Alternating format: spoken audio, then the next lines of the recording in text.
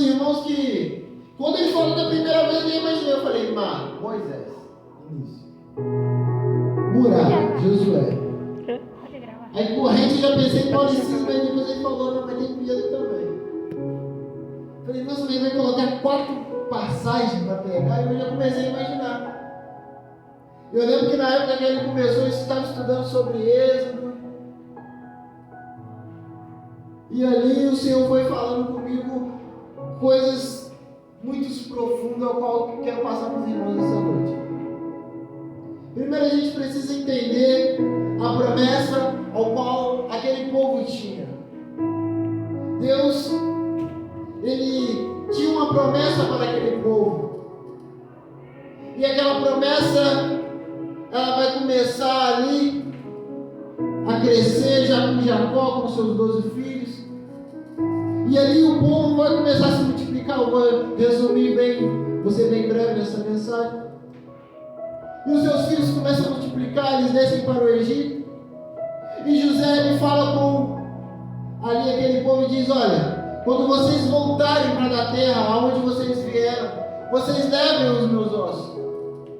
Só que a Bíblia ela vai dizer que aquele povo foi crescendo um povo ali no meio dos egípcios, de uma maneira tão grande, ao qual os egípcios vão olhar para aquele povo e vai começar a temer aquele povo. E eles vão temer aquele povo por quê? Porque eles pensavam que eles perderiam o poder, eles perderiam as suas riquezas para aquele povo, porque aquele povo estava se multiplicando de uma tal maneira. Agora eles achavam que quando tivessem uma guerra, eles perderiam. Ou seja, eu vejo ali, assim como hoje muitos de nós. Por quê? Porque o inimigo sabe do nosso potencial. As pessoas que estão do nosso lado sabem do nosso potencial. Mas nem todas querem ver a gente crescer. Porque o medo delas, muitas das vezes, não é ver a gente feliz, é achar que a nossa felicidade vai sobressair daquela pessoa. E nesse momento, ali Faraó, a qual não conhecia José, não sabia que José foi governador e salvou o Egito de uma grande fome. Aquele Faraó vai virar e vai ter uma ideia. E vai começar a querer matar bebês, vai querer matar projetos. Uma confirmação da palavra que o Senhor colocou no meu coração aconteceu quando eu cheguei. O Luciano contou um fato, ao qual aconteceu ali, pelo lado do Parque Guarani, Vivendas, ao qual uma pessoa foi atravessar uma rua, veio uma moto e atropelou. E ali acabou o projeto daquela pessoa. E os planos daquela pessoa acabou, os sonhos daquela pessoa acabou, porque quando há uma morte, não tem como ter continuidade. Quando há uma morte, é o fim. E ali eu vejo aquele Faraó pensando nisso. Por quê? Porque quando você acaba com o projeto no início, acabou os sonhos, acabou os planos, acabou ali tudo aquilo que aquela pessoa tinha na vida dela. Tudo foi encerrado num fim, numa morte. Porque a morte é o fim. Então aquele Faraó, ele vai pensar, se eu matar, acabou. Só que ele não tinha tanto conhecimento. Porque se ele soubesse quem José era, ele sabia quem era o Deus de José.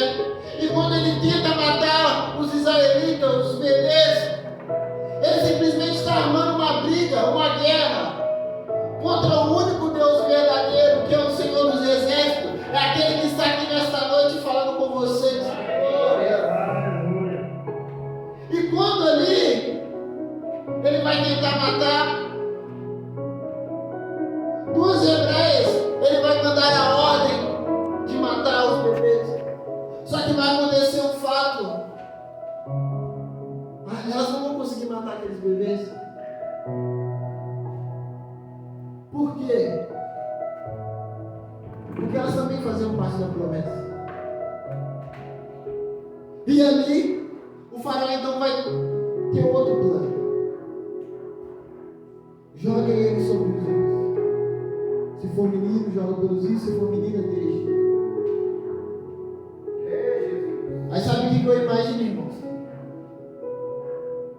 pessoas iam deixar aqueles bebês sobre o rio. E estão tentando ali, numa esperança de um egípcio ter a compaixão de pegar aquele bebê e cuidar dele. Que por mais que uma mãe ali em si não esteja presente na vida do filho, o desejo dela não é que o filho morra, que o filho tenha decepções, tenha aflições. Por mais que o filho não tome o rumo ao qual a mãe quer, ela não vai querer que ele sofra, que ele passe perrengue. Não, ela vai querer que ele viva, que ele se dê bem na vida, que ele seja bem sucedido, que ele vá para a igreja, que ele seja um homem, uma mulher de Deus. Então eu vejo aquelas mães deixando aqueles bebês sobre os rios, mas a infelicidade delas, todos continuavam, e aqueles projetos iam e acabavam. A esperança delas acabavam ali ao jogar no rio. E quando aquele povo achou que estava tudo acabado, quando aquele povo achou que a promessa, o projeto tinha acabado, o Senhor separou um no meio do povo de Israel, ao qual sobre o rio foi colocado, ao qual a esperança já tinha acabado daquela mãe, mas a irmã vai jogar ele sobre o rio e de longe vai observar. E eu creio que ela observava, já pensando, ele vai ser diferente, ele vai ser o escolhido, ele vai ser o qual o Senhor vai colocar suas mãos e vai proteger. E assim é o que acontece. Aquela irmã vai jogar sobre o rio Moisés. E quando ele é jogado sobre o rio, a Bíblia vai dizer que havia donzela sobre o rio. Mas sabe quem vai ver Moisés? Aquela que estava no palácio. Eu não me recordo, não sei se é princesa ou se é rainha, mas ela vai ver ele de longe. E eu creio que naquele momento ela não via somente um bebê, ela viu um brilho. Ela não via somente uma dor das hebreias, uma dor daqueles israelitas, não. Ela via algo diferente. Agora ela disse: eu quero para mim. E o plano do Senhor vai começar a fazer efeito. Por quê? Porque Moisés vai crescer dentro do palácio, Moisés vai aprender os costumes. E há um fato interessante que vai fazer um fator essencial para a vida daquele povo na história deles no Egito. Vai ser que Moisés ele vai ter um aval para andar sobre o palácio. Moisés ele vai ter o livre acesso para andar ali sobre aquele palácio. Ele vai poder ir na presença de Faraó. Ele vai poder mandar, ele vai poder desmandar. Só que o plano dele era continuar ali no palácio. Só que o plano do Senhor era fazer ele passar por um processo ao qual ia ser necessário para ele, lá na frente,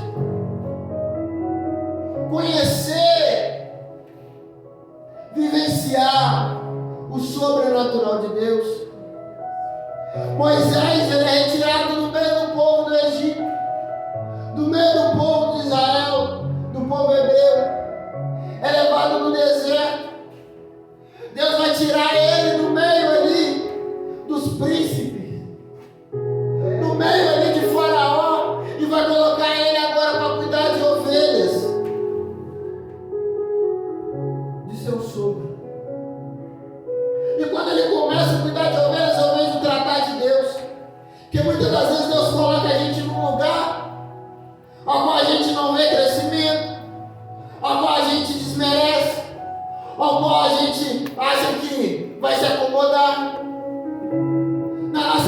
começa a vir sabedoria, na nossa mente começa a vir conhecimento, ao qual a gente coloca na cabeça, não, isso daqui é coisa boba, mas não, é o Senhor trabalhando, falando assim, olha, agora tu está cuidando de ovelhas, mas quando eu aliar a sua promessa comigo, tu vai cuidar de gente, tu vai cuidar de pessoas, agora tu trata de ovelhas, mas quando tu vivenciar a promessa que eu vou colocar na sua vida, tu vai tratar de pessoas. E assim acontece. Moisés, ele tem um encontro com Deus, e Deus tira ele do natural, coloca ele no sobrenatural. Vai falar com ele assim, olha, agora tu vai ter intimidade comigo, tu vai ser diferente de tudo aquilo que você vivenciou nesses últimos tempos. Tu está acostumado a falar com gente, agora tu vai acostumar a falar comigo. Tu está acostumado a cuidar de ovelhas, agora tu vai cuidar de gente. Eis que eu te levantei para libertar o povo de Israel. Eis que eu te levantei para fazer com que a promessa se cumpra. E Deus está falando com vocês hoje aqui. Deus está falando conosco. O Senhor não te escondeu à toa. O Senhor não fez você passar por esse processo à toa. O Senhor não te levou para esse lugar que você está indo pregando o evangelho à toa, não. Essas pessoas que você está cuidando pregando o evangelho não é à toa. Ele quer alinhar a promessa que Ele tem na sua vida. E quando Ele alinhar, quando tu vê aquilo que Ele fez na sua vida, vão ter pessoas se rendendo aos pés dele. Vão ter pessoas contemplando o poder dele na sua vida. Vão ter pessoas querendo ter aquilo que você tem, mas não de uma maneira de inveja, mas de uma maneira de olhar para você e ver, ele é uma pessoa liberta, ele é um homem de Deus, ele é uma mulher de Deus. Aonde ele vai, ele leva a luz. E Moisés, ele vai voltar ali para aquele povo, vai entrar no palácio e vai ser usado pelo Senhor de uma maneira sobrenatural. Aleluia, Deus. E ali, o que eu acho interessante é que vão vir as pragas e Faraó vai libertar o povo, vai falar, olha, pode ir. A dor de Faraó momentânea ali, creio eu que para ele era algo libertador deixar o povo. Só que a promessa estava em cima do povo de Israel. O clamor que foi ouvido foi o de Israel. Então, aonde o povo de Israel estava, havia provisão, havia ali o sustento, havia o alívio, porque era um povo escolhido. Então, quando aquele povo ele vai sair ali do Egito, a Bíblia vai dizer que vai acontecer a primeira dificuldade deles. Porque eles vão chegar num local ao qual na frente dele vai haver um mar. E era um mar que era, na ótica humana, tão impossível, que vai gerar murmurações daquele povo. Eu creio que naquele momento aquele povo olhou para o mar e esqueceu daquilo que eles tinham vivido. Porque se vocês prestarem atenção, não havia dúvida o suficiente para que eles desacreditassem sobre aquele mar, que eles passariam por aquela dificuldade. Deus avisa Moisés, olha, eu vou fazer grande coisa no meio do meu povo. Olha para esse povo ao qual está atrás de vocês te perseguindo. Olha para o seu inimigo. Bem, lembre-se dele. Sabe por quê? Porque o que eu vou fazer hoje vai ser o suficiente para acabar com toda a dor.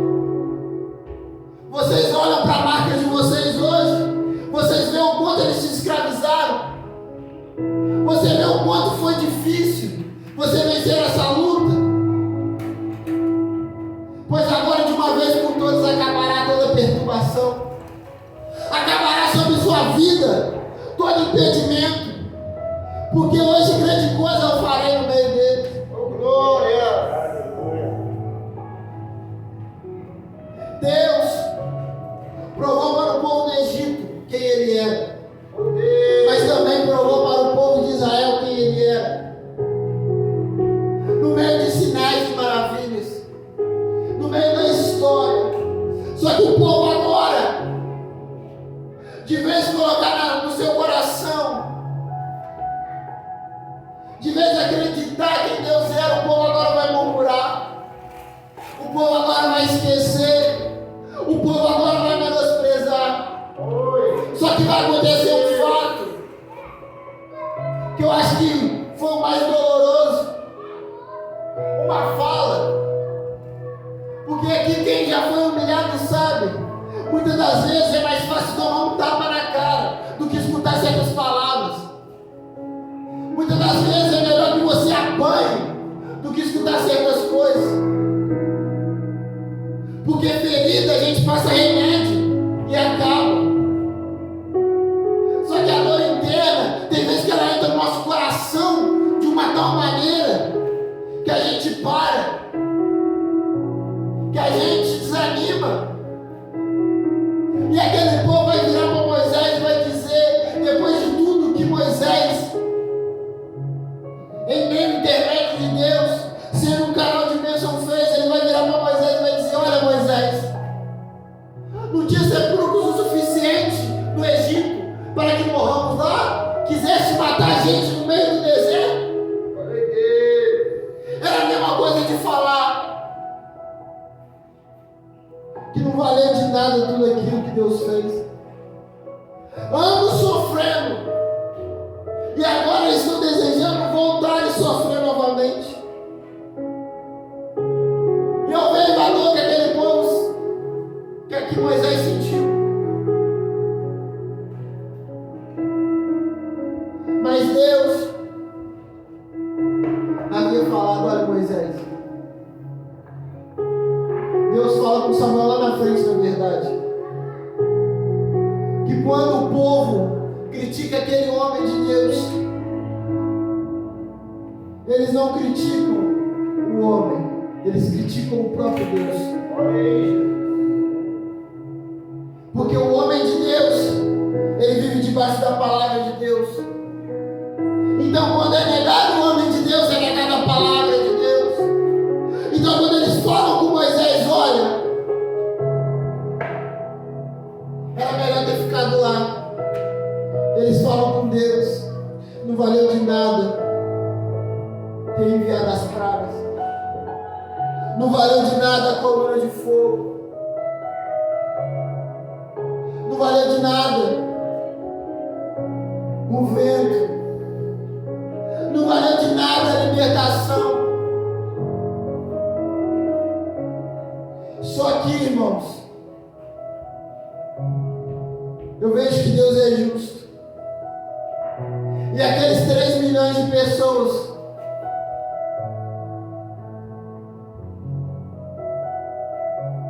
que não sabiam dar valor ao que Deus fez na vida deles, por causa de um que bateu no peito e falou: eu vou viver isso que o Senhor quer na minha vida. Glória a Deus. Glória. Deus vai permanecer com o projeto. Deus vai permanecer com a promessa por causa de um. E ali, quando o povo do Egito, os cavaleiros de Faraó, vai chegar por trás ali do povo de Israel, a Bíblia vai dizer que o anjo do Senhor, uma coluna, vai ficar atrás e vai separar o povo do Egito e o povo de Israel. E eu vejo nessa separação nos dias de hoje, Deus nos separando dos idólatras,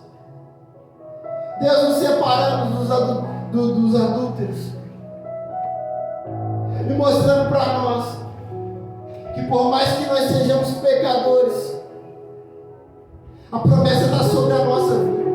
Aleluia, Deus. A promessa está sobre aqueles que vivem debaixo da palavra.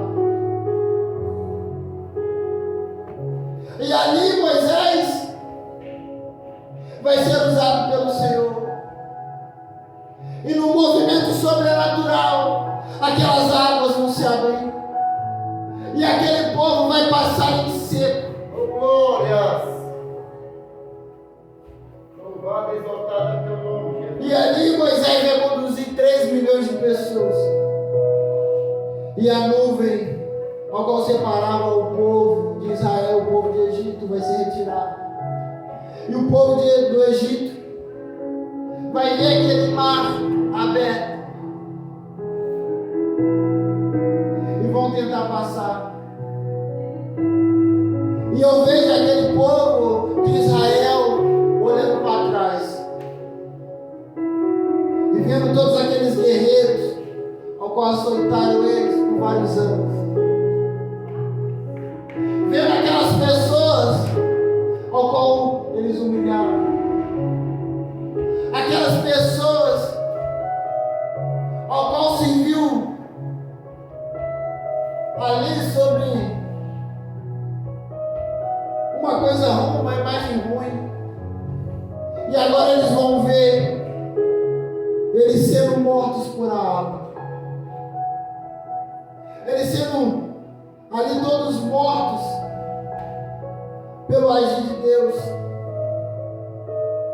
E ali eles começam a dançar, pular, cantar. Porque foi vencido a primeira barreira. E mais uma vez Deus mostrou para eles que a promessa iria se cumprir na vida deles. Aleluia, Deus.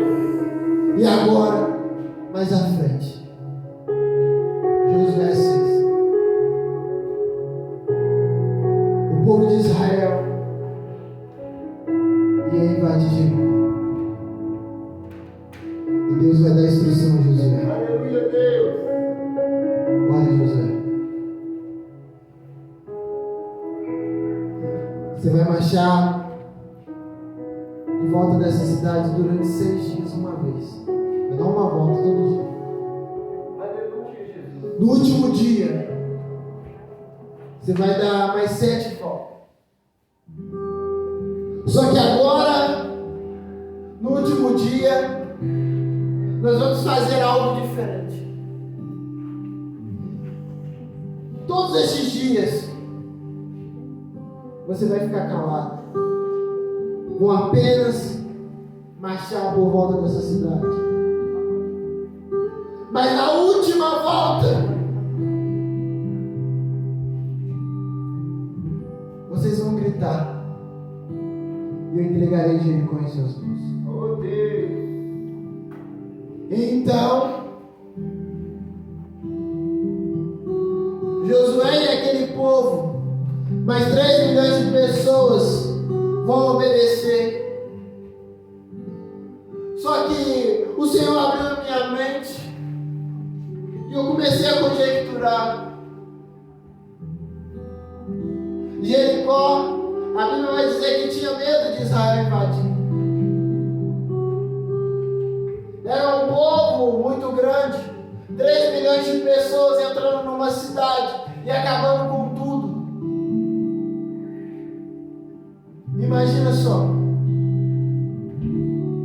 Só que aí agora, eu vejo quando Israel começa a andar, marchar por volta da cidade, o pensamento de Jericó já vai ser diferente. Porque quem não entende os mistérios de Deus, quem não entende o agir de Deus, acha que é loucura. Então eu vejo ali aquele povo andando em volta de Jericó, e aquele pessoal que estava ali em cima de Jericó, estava vendo aquele povo andar por volta ali, vai começar a pensar: esse povo é louco. Por que eles estão marchando e ainda em silêncio, não falam nada? barulho. Eu vejo eles andando ali por volta e começaram a menosprezar o povo de Israel. Eu consigo imaginar aquele povo olhando ali. Esse povo é doido. Eles estão achando que eles são o quê? O que eles estão querendo com isso? E eu vejo muitas das vezes a gente às vezes vai fazer a vontade do Senhor, a gente é criticado. A gente é humilhado. Menosprezam a gente. Falam que não é possível. Mas a ordem do Senhor é: enquanto eu não te entregar a bênção, continua andando, mas anda calado. Você não precisa contar os seus projetos, os seus planos para ninguém. Porque aquele que te entregou a sua bênção na sua mão, ele é fiel para cumprir. Ou seja, por mais que pareça louco, por mais que pareça diferente, por mais que pareça impossível, o Senhor que prometeu a você, Ele é fiel para cumprir. E Ele está te dizendo nessa noite: apenas obedeça e persevera. Obedeça e persevera, que no tempo certo te entregarei e você vivenciar a sua promessa. E assim aconteceu com aquele povo. Aquele povo nasceu calado, escutando, creio eu, a zombaria do povo de Jericó, escutando o menosprezo do povo de Jericó. Eu creio eu, irmão. A Bíblia não vai falar, mas eu acredito. Mas eu creio também que eles foram guardando as humilhações, o menosprezo, a falta de fé, para a última volta. A qual, quando Josué gritar para eles: chegou a hora, chegou o momento de glorificar, chegou o momento de gritar, chegou o momento de vivenciar a promessa. E aquele povo que permaneceu dias calado vão começar a gritar. E aquele povo que foi humilhado vão começar a gritar. E o povo de Jericó, ao qual estava só observando, vão começar a olhar um para o outro e não vão entender nada. Vai olhar um para o outro e falar: nossa, você está sentindo o que eu estou sentindo? Você está vendo o que eu estou vendo? O outro vai falar: eu não sei, eu estou sentindo tremer, eu estou vendo esse muro balançar. Eu estou vendo esse povo gritar, eu estou escutando. E quando eles pensam que não, aquelas muralhas se caem. E ali é o Senhor, mais uma vez, mostrando para Israel: olha, eu tenho uma promessa contigo. Oh, glória! Eu tenho um plano contigo. Oh, glória! A vitória está em suas mãos. Só basta perseverar. Só basta continuar. Agora em Atos 12, a Bíblia vai dizer que Pedro vai sofrer uma perseguição por meio de Herodes. E ali Pedro vai ser preso. E eu imagino a mesma situação das outras duas passagens que nós lemos.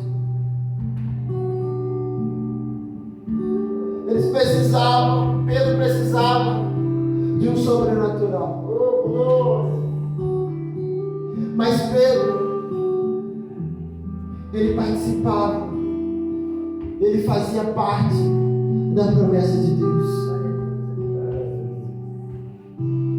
E o interessante que Pedro vai estar na cadeia, Pedro vai estar preso sobre duas correntes.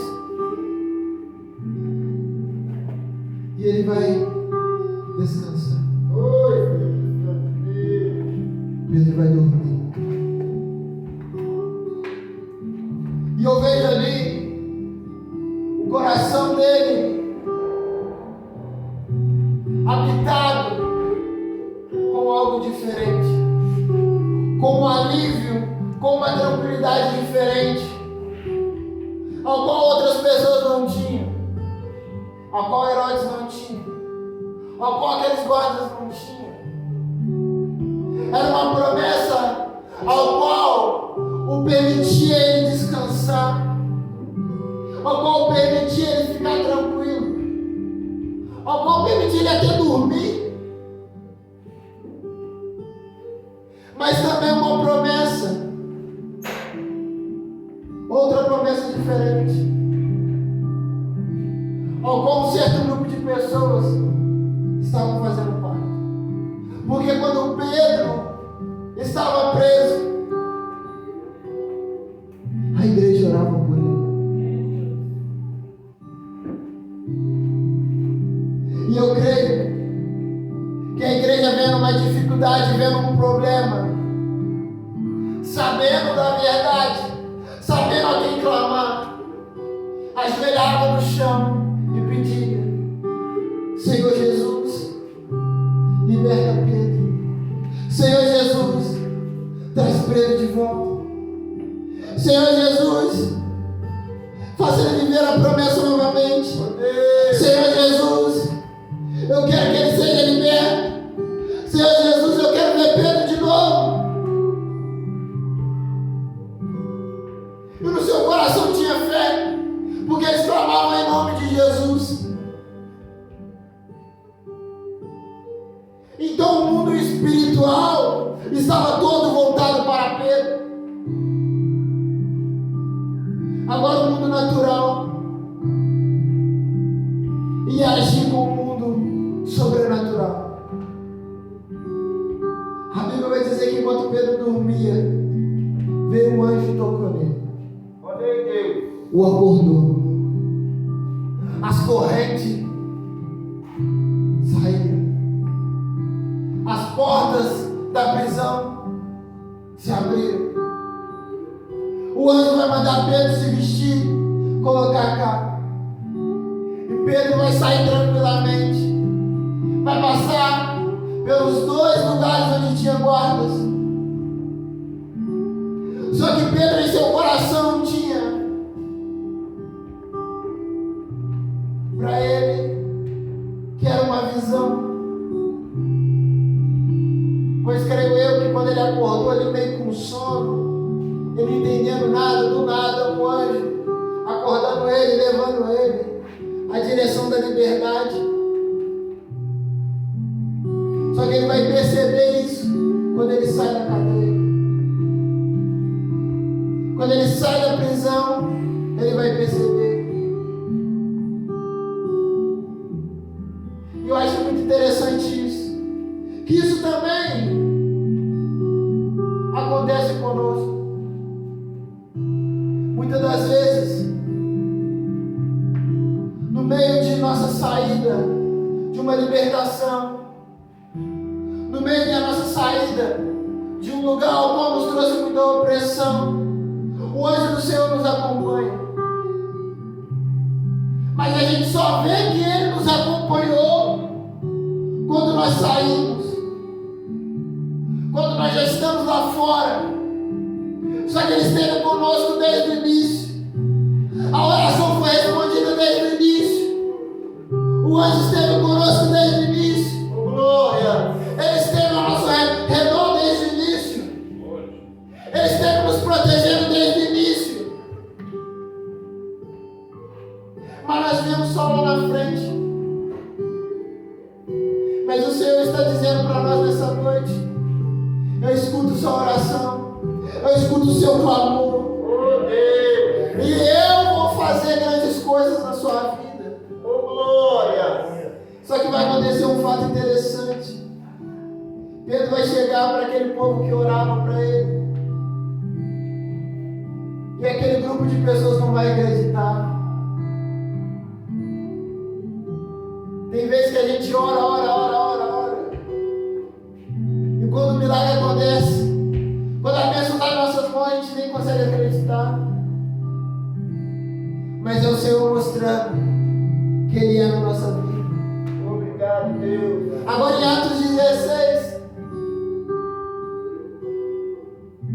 Paulo e Silas estavam ali pregando o Evangelho. E uma mulher que fazia adivinhações começou a perturbar. E um dia eles viram para aquela mulher e a repreende. Só que aquela mulher ela trazia para aquela cidade grandes poderio financeiro. E então ali vai causar a ira de algumas pessoas, ao qual vai caluniar Paulo e Silas e vai prejudicá-los e levá-los à prisão.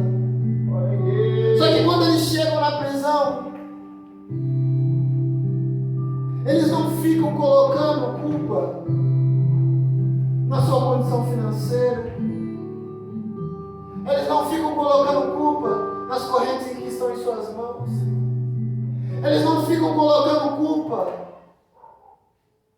ali no lugar onde eles estão. Eles não ficam inventando desculpa das circunstâncias em que a vida colocou eles. Oh, glórias! Eles vão fazer diferente de todos ao que estavam ali.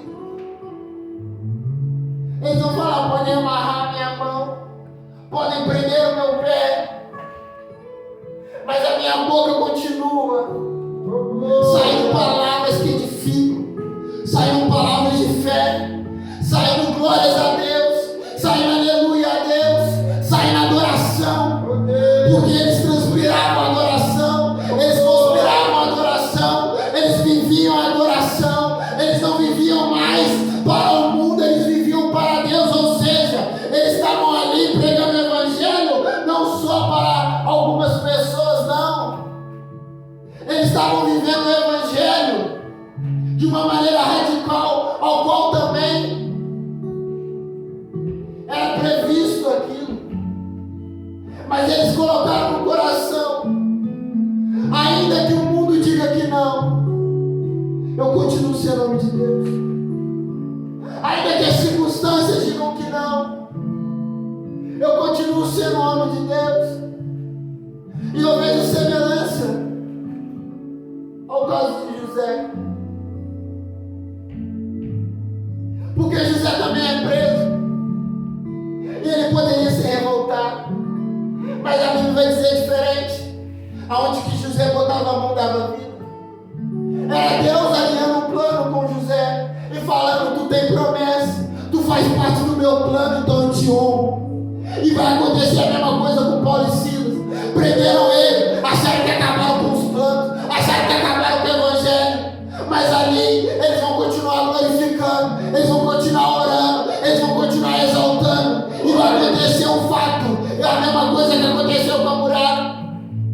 Aquele povo que estava na cadeia vão falar: o que está acontecendo? Está tremendo aqui, eu estou vendo balançar. Quando do nada eles vão olhar para o lado e vão ver a porta se abrindo, a cadeia estremecendo, mas o louvor continuava, a oração continuava. Por quê? Porque eles estavam presos, mas tinha um nome que tinha que continuar sendo adorado, tinha uma promessa a se cumprir, tinha algo a ser feito da parte de Deus. E eles vão sair daquela cadeia, eles vão sair dali, e o guarda desesperado com um fato sobrenatural vai pensar no que iriam pensar dele, no que iriam fazer com ele, e vai tentar tirar a própria vida. Só que para ele e fala: não faça isso. Eu creio que quando Paulo fala aquilo, e aquele homem logo após vira para Paulo e diz: mas o que eu preciso fazer? E Paulo diz para ele: olha, você e sua casa poderão ser salvos. Oh, Deus. Eu creio que Paulo estava dizendo para ele: olha, filho, você acabou de fazer parte de um movimento sobrenatural. Você acabou de ver o poder de Deus e o que Ele pode fazer. Só que o que Ele disponibilizou para mim, Ele pode disponibilizar para você. E se sua família encontra-se perdida, se você crê naquele que morreu na cruz por você, aquilo que estava perdido vai ser achado, aquilo que está trancado vai ser liberto, aquilo que está preso vai ser liberto, aquilo que está enfermo vai ser curado. Glória a Deus. Porque do mesmo jeito que eu tenho promessa, tu tem também, a sua família tem, os seus filhos, os filhos dos teus filhos. Então esse Jesus ao qual eu sirvo, ao qual eu prego o Evangelho, vai entrar na sua casa hoje. Oh, glória.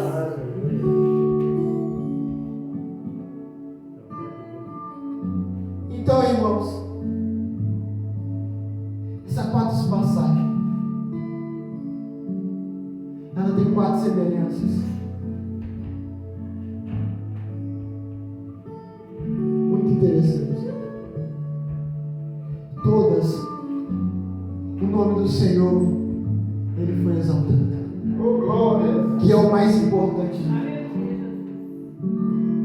Todas elas estavam alinhadas com a promessa de Deus. Todas elas teve o sobrenatural de Deus. E nesta noite, o que eu tenho para falar com os irmãos é que dificuldades, irmãos, infelizmente vão vir. Aprovações vão vir. Muralhas vão se levantar. Mar vai entrar na sua frente. Correntes podem até tentar te prender. Mas essas semelhanças que eu falei para vocês tem que fazer parte da vida dos irmãos. Por quê? Porque em meio ao mar, em meio à muralha, em meio às correntes, o nome dele tem que ser glorificado. É Deus. Porque quando o nome dele é glorificado, a promessa se alinha. E quando a promessa se alinha, irmãos, não há mar que fique na sua frente maciado. Não há muralha que se levanta e ela derruba. Não há corrente que te tranca, ela acaba, ela se lasca. Ela é arrancada, ela é quebrada. Porque Deus tem promessa contigo. E Ele há de fazer o sobrenatural na sua vida. Oh, glória. Glória a Deus, aleluia. Eu espero que os irmãos tenham entendido Aleluia, Deus. aquilo que o Senhor falou comigo. Aleluia. E assim, irmãos, eu agradeço a minha rica oportunidade. Agradeço primeiramente a Deus Oh, glória. por ter me chamado. Agradeço aqui também ao presbítero Luciano